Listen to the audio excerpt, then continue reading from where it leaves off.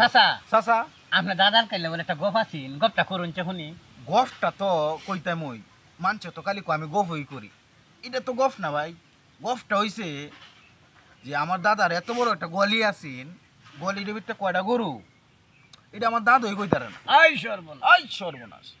গলিটা যখন সহালে এই মাথা থেকে পরিষ্কার করতে করতে এই মাথা যাইতো, আবার যখন এই মাথা তাই ফিরে দেখতো একটা গাই বড় হয়ে আসছে। আই সর্বনাশ। আই সর্বনাশ, কি মনে করছো এত বড় গলিটা আছে?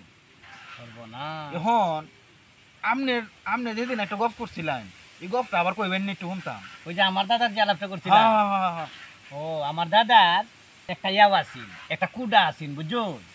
এই কুডা দিয়া আমার দাদা ডেলি রাইড করে আসমানে তারা গুন। আই সর্বনাশ, এটা কি করে সম্ভব? হ্যাঁ সর্বনাশ কি তাইলে এই কুড়াটা রাখতো কই?